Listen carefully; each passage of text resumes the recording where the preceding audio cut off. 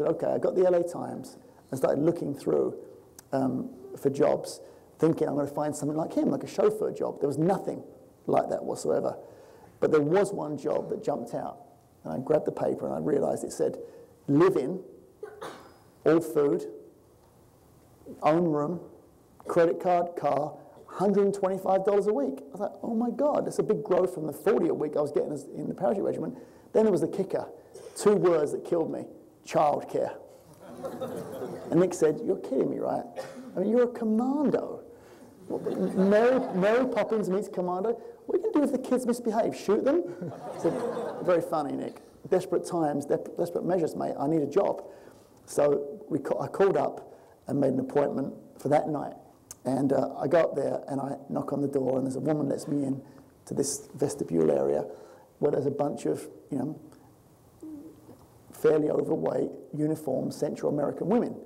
And they start looking at me. They've heard me say, I'm here for the nanny job. And they're always like sniggering. Who's this loser English guy? I sat down and eventually went through person after person. Next, get called in. I'm in this huge room in Beverly Hills.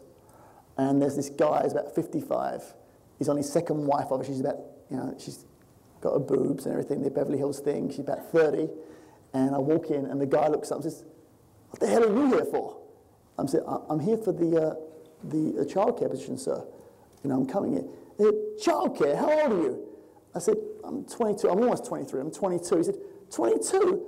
We have a 3-year-old, a 16-year-old, a 19-year-old, and now we're going to get a 22-year-old, another kid? I don't need another kid. I need someone to take care of the kids. And his wife says, wait a minute, Irv, wait a minute. Where are you from, Mark? I said, oh, I'm from London, ma'am. He said, we love London. And her husband looked at that like, are you freaking crazy? Get this kid out of here.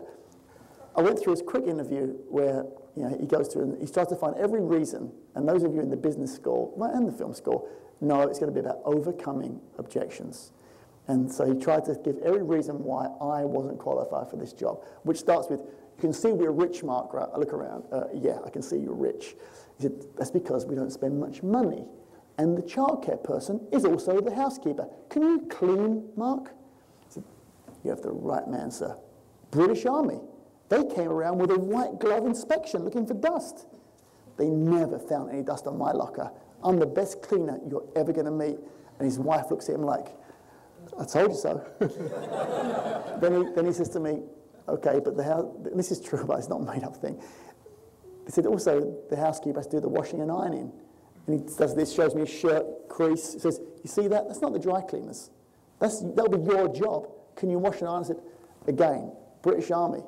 I could make a crease in your shirt that you could shave with, sir. And the woman again is like looking, told you so, is hating every moment. But then he got me. He says, can you cook, Mark? I said, sir, I'm British.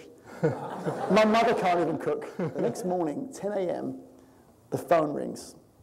It's Patty, the woman, who says, took me all night, but I've convinced Irv that we should try something different. Why do we always need the traditional nanny housekeeper? Let's try this young English guy. It'll be good security for the house. And I went over there an hour later.